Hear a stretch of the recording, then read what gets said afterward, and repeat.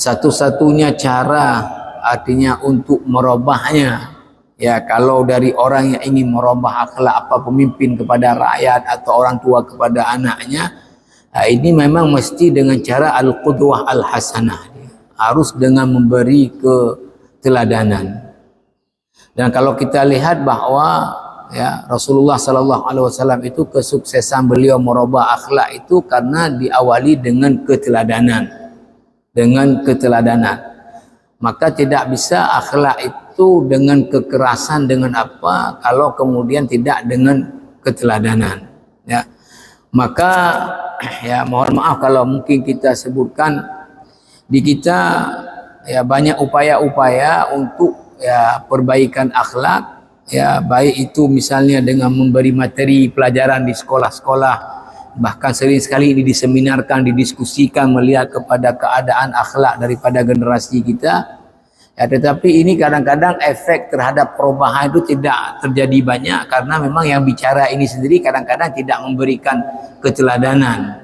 Artinya guru tidak memberi keteladanan kepada murid-muridnya, kemudian orang tua tidak dengan keteladanan kepada anak-anaknya, kemudian juga pemimpin kepada masyarakatnya tidak dengan cara keteladanan. Nah, maka ini tentu ya perkara yang tadi ya, kalau kita bawa ke konteks amar ma'ruf nahi mungkar, ini kan juga orang yang amar ma'ruf nahi mungkar, dia yang terdepan harus kemudian melakukan itu terhadap dirinya. Maka dalam kajian ilmu dakwah, ya, karena saya mengajar mata kuliah ini dan juga saya baca banyak kitab tentang ilmu dakwah, maka ketika objek dakwah Islam ini adalah sangat luas, seluruh manusia itu adalah menjadi objek dakwah. Karena Nabi Muhammad diutus kepada semua manusia, bukan seperti nabi-nabi terdahulu hanya kepada kaumnya. Maka sekarang di dunia ada 7 miliar orang, 7 miliar itu adalah objek dakwah. Maka siapapun gak akan mampu mengcover mendakwahi semua orang. Ya, kita tidak akan sanggup dakwahi orang Afrika, orang Amerika Latin, orang Eropa. Maka kemudian apa kata para ulama dakwah? Ya, maka At-Tahrim ayat 6 ya, itu menjadi objek dakwah setiap orang apa? Ya ayyuhalladzina amanu qu anfusakum wa ahlikum nara.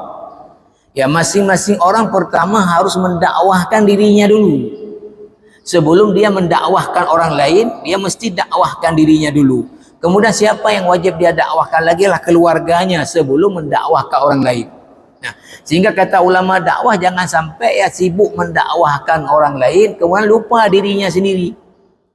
Ya, lupa dirinya sendiri, akhirnya kena dengan ayat apa dalam surah As-Saff ayat 2 dan 3, ya, apa? Ya ayyuhalladzina amanu lima taquluna ma la taf'alun. Hai orang beriman, kenapa kalian mengatakan sesuatu kalian sendiri tidak buat? Kabura maqtan 'indallah an taqulu ma la taf'alun. Amat besar kemurkaan Allah kepada orang yang cuma ngomong tapi dia sendiri tidak buat seperti yang diomongkan. Maka saya sangat sepakat bahwa ya siapapun dalam level apapun, ya, kalau ingin mengajak orang kepada satu kebaikan mesti dia adalah jadi contoh dalam hal tersebut. Kalau tidak, ya, ada yang kadang memberi sanksi dengan apa, itu memang jalan ketika orang takut kepada sanksi, tapi tidak tertanam sesuatu yang itu kesadaran kepada orang itu. Ya, saya memperhatikan ini umpama, ya, nggak apa, ini misalnya ya, autokritik, ya. Misalnya seperti disebut tadi, misalnya waktu kami di Gontor itu kalau tidak sholat berjamaah ke masjid, bahkan telat datang saja itu hukumannya luar biasa. Kalau masa saya itu ditempeleng, ya, hukumannya sangat berat. Sehingga kita selama di sana 6 tahun itu sholatnya adalah tadi luar biasa, di absen telat pun nggak bisa. Tapi kenyataannya setelah selesai tamat nanti mayoritasnya itu udah nggak lagi terikat dengan masjid. Mayoritasnya nggak terikat dengan masjid. Sangat sedikit yang setelah keluar dari 6 tahun sudah selalu jamaah itu kemudian terikat. Karena apa? Ya mungkin tadi aspeknya karena mereka ke masjidnya itu kan takut dengan disiplin. Ya takut dengan disiplin, dan kemudian mohon maaf juga guru-guru setelah itu tidak wajib lagi datang. Ya, seperti wajib anak-anak tadi. Nah, sehingga tadi ini memberikan sesuatu jadi tidak kesadaran kepada anak-anak ini untuk kemudian bagaimana udah 6 tahun dia selalu jamaah, keluar langsung hilang jamaah lagi. Ya. Jadi saya sangat sepakat bahwa ya tadi kalau amar ma'ruf nahi mungkar, kemudian juga aspek akhlak dalam level manapun, kalau ingin perbaikannya mesti dengan keteladanan. Tidak ada cara yang lain, ya, mesti dengan keteladanan. Ini mungkin saya seperti itu yang saya pertama secara teori kita baca, kemudian dalam kenyataan memang seperti saya sebut tadi, itu ya tidak akan terwujud kalau seandainya tidak dengan cara memberi keteladanan. Sehingga adalah ilmu dakwah kadang-kadang disebutkan begini. Ada namanya metode dakwah dengan dakwah bilhal. Tidak dengan ngomong tapi dengan menunjukkan sikap.